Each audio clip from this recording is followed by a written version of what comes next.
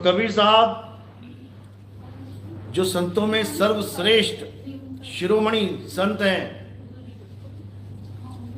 आज उनकी वाणी आपको बताई जाएंगी कि क्या कह रहे हैं, आपको कैसे चिता रहे हैं, क्या बोल रहे हैं। 1,84 भटक के और पौ पे अटका आए, और अब की पासा ना पड़ा तो फिर 84 जाए। यानी हे जीव, तू 1,84 भटकने के बाद, 1,84 मतलब कुत्ता, बिल्ली, हाथी, घोड़ा, बकरा, नाली का कीड़ा, गिद्ध, सुअर, पता नहीं क्या क्या बने, ये सब बनने के बाद एक जन्म इंसान का प्राप्त करके बैठा। ये जो आपको इंसान जन्म मिला है बहुत अनमोल है। ये इतना अनमोल है कि तुम सारी दुनिया की दौलत भी दे दोगे ना तब भी ना मिलने वाला है किसी को ऐसे। इसीलिए बोला मानुष जन्म अनमोल है और मिले ना बारंबार। तरवर जो पत्ता गिरे बोहर न लागे डार। कभी पत्ता गिर जाए ना, उसको दोबारा लगा के दिखा देना पेड़ पे, नहीं लगा पाओगे। दोबारा कब आएगा वो? जब पूरी रुत बीत जाएगी, दोबारा फिर उसी जगह पे लगेगा आके। वो तो चलो 1 साल में आ जाएगा वापस, पतझड़ गया, वापस सावन आया, मिल गया। लेकिन ये जो पत्ता है, ये गिर जाए एक बार, इसको दोबारा लगने में 84 लाख बार जन्म लेना पड़ता है। पता नहीं किस किस योनियों में जाना पड़ेगा। बकरी बनोगे, कुत्ता कुतिया के गर्भ में चले गए, कुत्ता बन जाओगे, सांप के अंडे पे चले गए, सांप बन के आ जाओगे। जैसा गर्भ मिलेगा, जैसा अंडा मिलेगा, वैसी ही शक्ल बन के तैयार हो जाएगी तुम्हारी। आज जो इतनी सुंदर शक्ल मिली है ना, 2 आंख, 2 पैर, हाथ, ये बाल, ये खाल, ये चेहरा, क्यों मिला है ऐसा? क्योंकि तुम्हें मां ऐसी मिल गई। जैसे सांचे में लोहा जाएगा वैसा ही ढल के बाहर आ जाएगा। तो हमें मां ऐसी मिल गई जिसका 1 सिर था, 2 हाथ 2 पैर थे, तो हमें भी 1 सिर 2 हाथ 2 पैर मिल गए। अगर मां ऐसी मिल जाती जिसकी एक सिर 4 टांगे और 1 पूंछ होती, तो भाई साहब आप भी 1 सिर 4 टांगे और 1 पूंछ लेके आ रहे होते। कुतिया है, बकरी है, भैंस है, गाय है, वैसा ही शरीर मिल जाता जैसी मां मिल जाती। इसलिए कबीर साहब बार बार समझा रहे हैं कि इससे पहले कि दोबारा वो सीन आ जाए, दोबारा तुम उसी जगह चले जाओ जहां से भुगत के आ रहे थे, उससे पहले समझ लो कि इस जन्म मरण से, इस भव बंधन से मुक्त कैसे होना है। बस ये समझना है कि मैं इस भव सागर से मुक्त कैसे हूं, और कुछ नहीं सोचना है। भगवान को, परमात्मा को कभी इसलिए याद नहीं करना कि मेरी नौकरी लग जाए, मेरी दुकानें बन जाएं, मैं बड़ा आदमी बन जाऊं, मैं अमीर हो जाऊं। बिल्कुल नहीं, बिल्कुल भी नहीं। क्यों? क्योंकि ये सब किसी के लेने देने से मिलता ही नहीं है। ये सब कर्मों का खेल है। ये तुम्हारे पुण्य कर्म है, तुम्हें अमीर बना के ला रहे हैं, तुम्हारे धंधे चलवा रहे हैं। और ये तुम्हारे पाप कर्म है कि तुम्हें बड़े आदमी से एकदम झटका लगा और तुम रोड पे आ गए। अब कहां गए तुम्हारे देवी देवता? अब तुम कहां गए तुम्हारे भगवान? अब कहां गए तुम्हारा अल्लाह? अब कहां गया तुम्हारा वाहिगुरु? बड़े बड़े लोग धरती पे आ जाते हैं, हर धर्म में आए हैं, देख लो किसी भी धर्म में जाके। तो यानी पहले भगवान ने तुम्हें बहुत तरक्की दी और उसके बाद तुम्हारा डिवोशन करवा दिया? बिल्कुल नहीं। भगवान तुम्हें कुछ देता ही नहीं है, ना ही तुमसे कुछ लेता है। ये लेने और देने का सिस्टम क्या है? ये कर्मों का जाल है। इस प्रकृति का क्या नियम है? जो करोगे सो भरोगे। ये नियम है। किस पे लागू है ये? केवल इंसानों पे? सब पे लागू है ये भगवानों पे भी लागू है। विष्णु जी ने नारद जी का मजाक उड़ा दिया एक दिन। क्या करके? वो बेचारा शादी करना चाह रहा था। वो कहता मुझे अपना सुंदर रूप दे दो, अपना कपी रूप दे दो, और उन्होंने बंदर का रूप दे दिया। स्वयंवर में गया, खूब बेइज्जती करी लड़कियों ने उसकी। जाके गंगा जल में देखा कि ऐसे बेइज्जती क्यों हो रही है मेरी, मैं तो विष्णु रूप दिखाई देना चाहिए। जब नदी में देखा तो वहां पे बंदर दिखाई दिया शक्ल में। तो क्या किया? उसी गंगा जल से श्राप दे दिया। तो कौन सा कानून लागू हो गया विष्णु जी पे? जो करोगे सो भरोगे। ये कानून सब पे लागू है।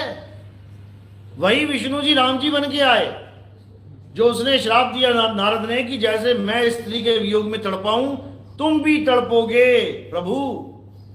तो राम जी बन के आए, स्त्री का वियोग था, तड़प रहे थे। इतने में एक सुग्रीव नाम का वानर मिल गया, कहता जी बड़ा परेशान हूं मैं अपने भाई से, बाली से। तो क्या किया राम जी ने, बाली को छुप के तीर मार दिया। अब बाली मरता मरता शराब दे रहा है, कह रहा तुम क्षत्रिय थे, तुम क्षत्रिय धर्म निभाते, तुम मर्यादा पुरुषोत्तम हो, तुमने मर्यादा भंग कर दी। दो निहत्ते आपस में लड़ रहे हैं, तुमने छुप के तीर मार दिया। जाओ मैं तुम्हें श्राप देता हूं कि जैसे तुमने मुझे तीर मारा है वैसे ही मैं भी तुम्हें तीर मारूंगा। कितने युग बाद लगा तीर? एक युग बाद।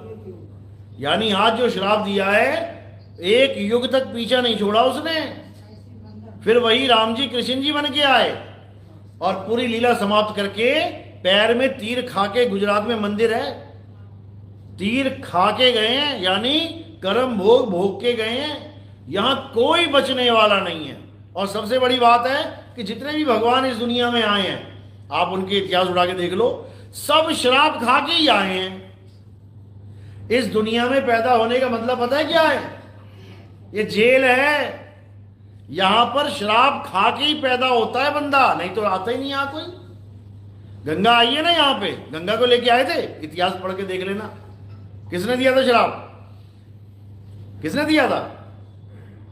सबको श्राप लगे हैं A to Z। Sita ji आई हैं, श्राप खा के आई हैं। कृष्ण जी आए हैं, श्राप खा के आए हैं। भीष्म पितामह आया, श्राप खा के आया। सारे श्रापित भगवान यहां आके पैदा होते हैं जिनको श्राप लग जाता है। लेकिन एक ऐसा भगवान है जिसे कभी श्राप नहीं लग सकता। वो कौन सा भगवान है? वो आत्मदेव है। उस आत्मदेव को कभी किसी का श्राप लगता ही नहीं है। सारी दुनिया के सारे संत महात्मा, सारे ऋषि मुनि, सारे भगवान एक साथ खड़े होके कह दें कि आत्मा की मृत्यु हो जाए, हो जाएगी क्या? कभी नहीं हो सकती। यानी देवों का देव अगर कोई है तो कौन है? आत्मदेव। इसीलिए बोला गया देवों का देव महादेव। कौन? आत्मदेव। गुरु ग्रंथ साहब में बिल्कुल साफ लिखा है कि किसकी पूजा करनी है? आत्मदेव पूजिए।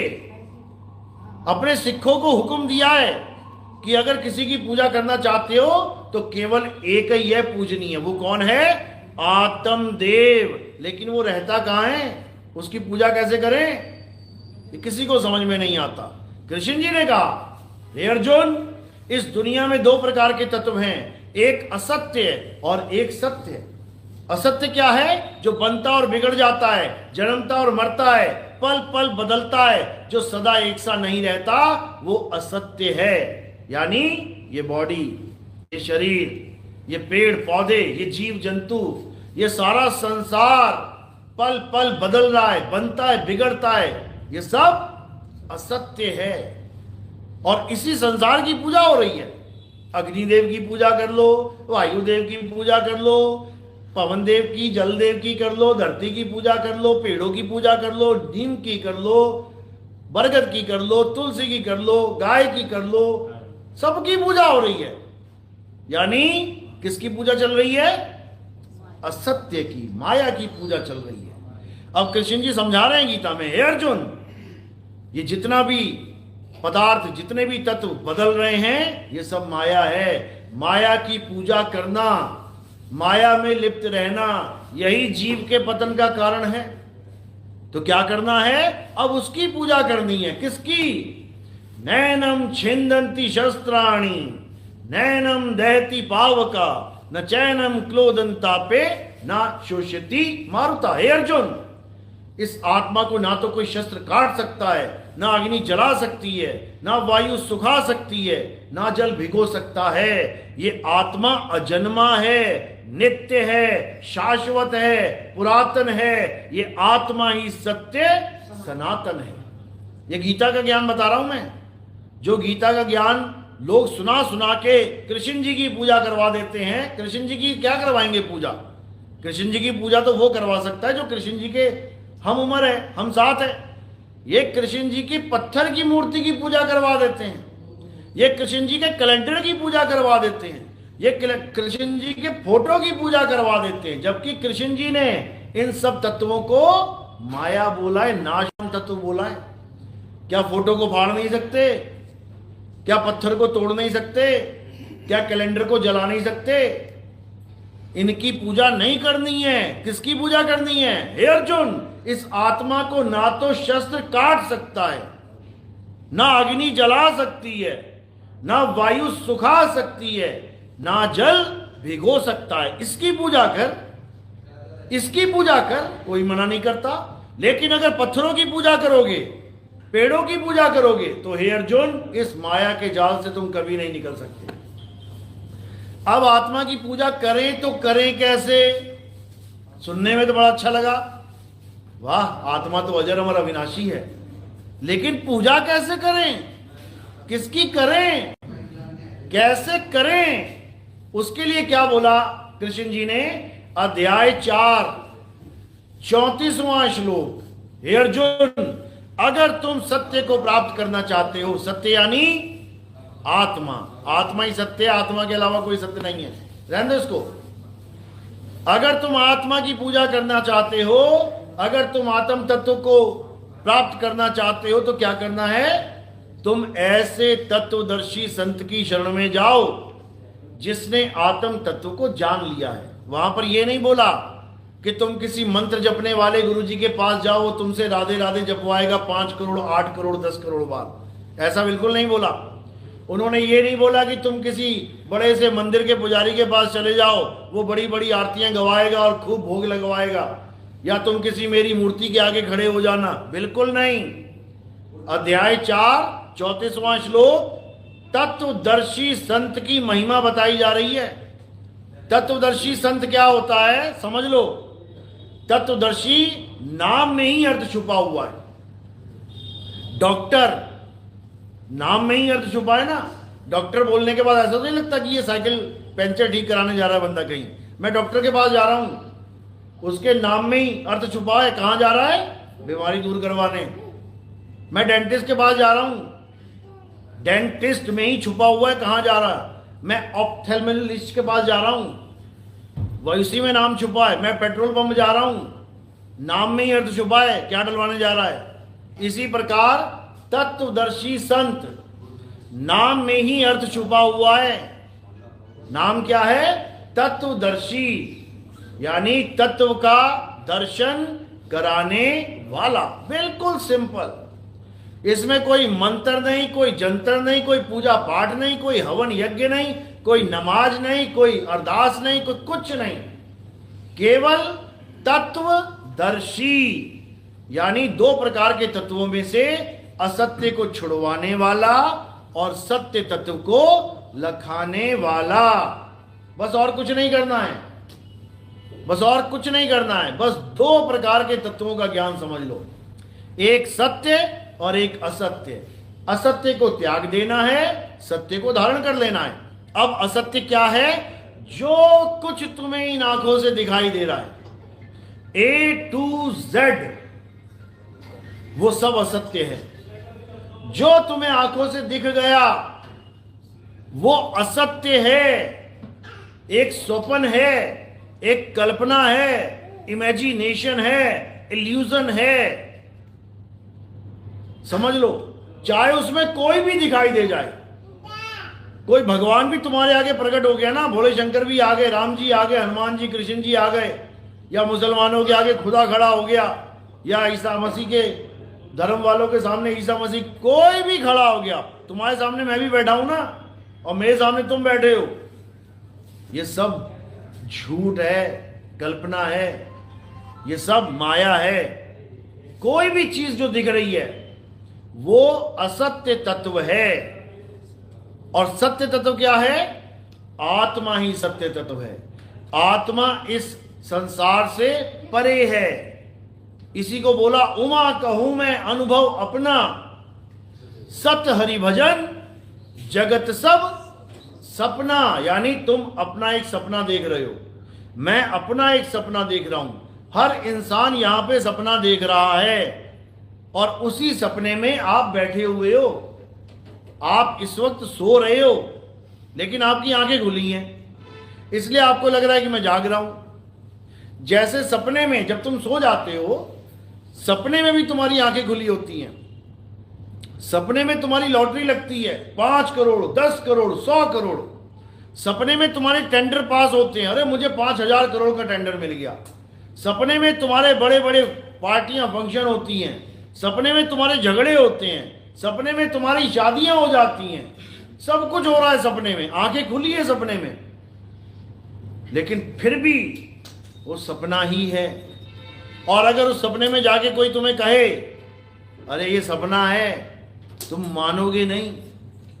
सपने में तुम्हारे पीछे शेर भाग रहा है, मैं लाख बार कह दूं वहां जाके अरे ये सपना है, झूठ है ये सपने का शेर है, तुम मानोगे नहीं। क्यों? अरे दिख रहा है, क्योंकि दिख रहा है, और जो दिख रहा है वो असल लगता है। जैसे मैं तुम्हें देख रहा हूं, बिल्कुल असल लग रहा है, दीवारों को देख रहा हूं, असल लग रहा है, मैं घरों को देख रहा हूं, असल लग, बिल्डिंगें देख रहा हूं, असल लग रहा है, जबकि ये सब एक कल्पना है, एक सपना है। और सत्य क्या है? सत्य हरि भजन। हरि का मतलब क्या होता है? हरि का मतलब होता है जिसकी वजह से तुम्हारी काया हरी भरी है, जिसकी वजह से ये सारा संसार हरा भरा है। अगर वो हरि तुम्हें छोड़ दे तो तुम्हारी लाश गलने सड़ने लग जाएगी। पेड़ के पत्ते हरे हैं, अगर हरी उसको छोड़ दे पेड़ को, सूख के पीला हो जाएगा वो। यानी जो चीज आत्मा के द्वारा हरी भरी हो रही है वो आत्मा की ताकत से हो रही है, और आत्मा के साथ जुदा होते ही वो सब खत्म हो जाएगी। तो ये जो तुम्हारा शरीर है आत्मा की वजह से चल रहा है, आत्मा की वजह से खा रहा है, आत्मा की वजह से पी रहा है, आत्मा की वजह से हर कार्य हो रहा है। तुम हर कार्य को जान गए, तुम हर चीज को जान गए, आत्मा की वजह से मंत्र निकले, राम, अल्लाह, वाहिगुरु, गॉड, तुम हर मंत्र को जान गए, तुमने सब कुछ कर लिया, लेकिन तुम आत्मा को नहीं जान पाए। बस इतना सा खेल है, आत्मा को नहीं जान पाए, इसका मतलब कुछ भी नहीं जान पाए। तो इसलिए सबसे पहला काम क्या करना है इस दुनिया में आके, इंसान जन्म में हमें यह मकसद जानना है कि हमारे जीवन का मकसद है तो है क्या। अगर आप गीता के अनुसार चलोगे, कुरान के अनुसार चलोगे, बाइबल के अनुसार चलोगे, आप कबीर वाणी के, संतों की वाणी के अनुसार चलोगे, मकसद मिल जाएगा। गीता में क्या लिखा है? गीता में बिल्कुल ये नहीं लिखा है कि तुम देवी देवताओं की पूजा करो, बिल्कुल नहीं लिखा है। बल्कि जो देवी देवताओं की पूजा करते हैं उनको अल्प बुद्धि यानी छोटी बुद्धि के लोग बोला है। अध्याय 7 23वां श्लोक पढ़ के देखना, कभी पढ़े लिखे हो तुम लोग। क्या बोलती है गीता? हे अर्जुन, जो देवी देवताओं की पूजा करते हैं वो अल्प बुद्धि जीव हैं। देवी देवताओं की पूजा करने वाला देवलोक को चला जाता है, पितरों की पूजा करने वाला पितरलोक को चला जाता है, भूतों की पूजा करने वाला भूतों के लोक में चला जाता है। ये अज्ञानी जीव कभी मुझे प्राप्त नहीं कर सकते, यानी ये मुझ तक कभी पहुंच ही नहीं सकते। क्यों?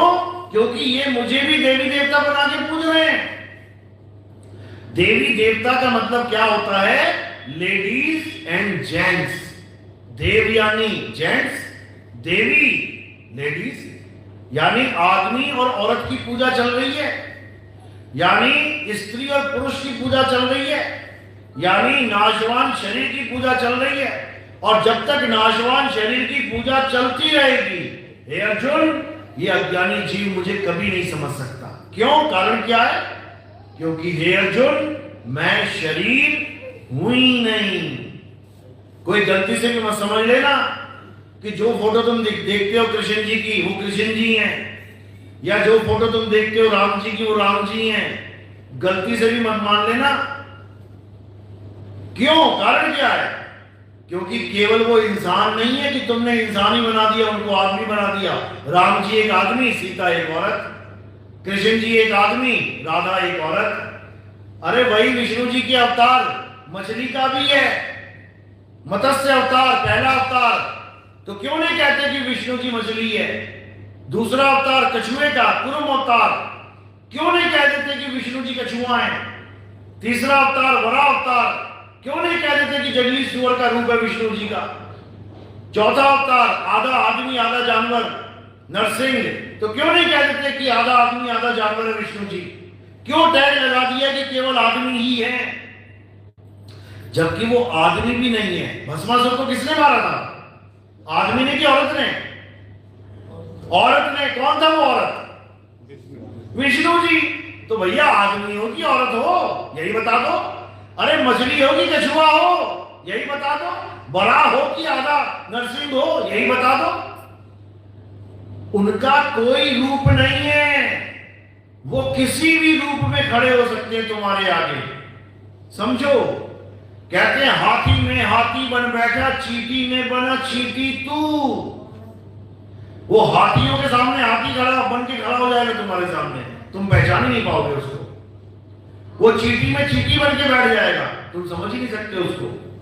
यानी उनका कोई रूप रंग नहीं है, और सारे रूप भी उसी के हैं। सबसे बड़ी दिक्कत ये है, यानी विष्णु जी एक आत्मा है, उनका कोई रूप रंग नहीं है। रूप न रेख न रंग प्रभु, तीन गुणों से भिन्न, तिस ही बुझाए नानका, जिस होवे प्रसन्न। जिस पर मालिक की कृपा होती है वो ये बात जान पाता है कि हम आत्मा हैं। जब हम आत्मा हैं तो फिर हम शरीर नहीं रहे। आत्मा अविनाशी होती है कि शरीर? शरीर अविनाशी होता है। बहुत बढ़िया। आत्मा अविनाशी है, शरीर नाशवान है। आत्मा ने शरीर को पकड़ा है कि शरीर ने आत्मा को पकड़ा है? आत्मा ने शरीर को पकड़ा है, ये पकड़ा हुआ है आत्मा ने शरीर। और जब हम शरीर को छोड़ देंगे, ये छोड़ दिया, तो कौन गिरा? शरीर गिरा कि आत्मा गिर गई? बस इसी को समझना है। जब भी हम कहते हैं मेरे पिताजी ने शरीर छोड़ दिया, मेरे चाचा जी ने शरीर छोड़ दिया, तो कौन छूटा? शरीर। कौन मरा? शरीर। और जिसने छोड़ा वो अमर है, वो अमर है। तुम्हारी मां, तुम्हारे पिताजी, तुम्हारे भाई बंधु, तुम्हारे चाचा नाना जी, तुम अमर हो। अमर गाते तो हो लेकिन समझ नहीं पाते। ईश्वर अंश जीव अविनाशी, सब गा रहे हैं। बड़े से बड़ा पंडित, बड़े से बड़ा योगेश्वर, बड़े से बड़े ज्ञानी पुरुष सब यही लाइन बोल रहे हैं, ईश्वर अंश जीव अविनाशी। उसके बाद भोग पे भी बैठ जाते हैं जाके। फिर कहते हैं 13 दिन हो गए, इनके पिताजी का देहांत हो गया। बताओ, पिताजी को मरवा भी दिया, फिर भी नहीं समझ पाए कि पिताजी अमर है। मरा कौन है? शरीर मरा है। बस इसी को समझना है। यानी जो चीज मर जाए, गल जाए, सड़ जाए, उसकी पूजा नहीं करनी है। असली सनातनी वो नहीं होता जो पत्थरों की पूजा करता है, जो मंत्रों के जाप करता है, जो यज्ञों की, जो पर्वतों की, जो नदियों की परिक्रमा करता है। वो असली सनातनी नहीं है। असली सनातनी कौन है? जो आत्मदेव को जानता है, जो आत्मा में स्थित होता है। अध्याय 3 17वां श्लोक पढ़ो, क्या लिखा है? ये नहीं लिखा तुम मेरे मंदिर जाओ, मेरा नाम जपो। क्या लिखा है? हे अर्जुन, जो अपनी आत्मा में रमण करते हैं, जो अपनी आत्मा में तृप्त हैं, जो अपनी आत्मा में संतुष्ट हैं, उनके लिए कोई धार्मिक कर्म कर्तव्य लागू ही नहीं होता।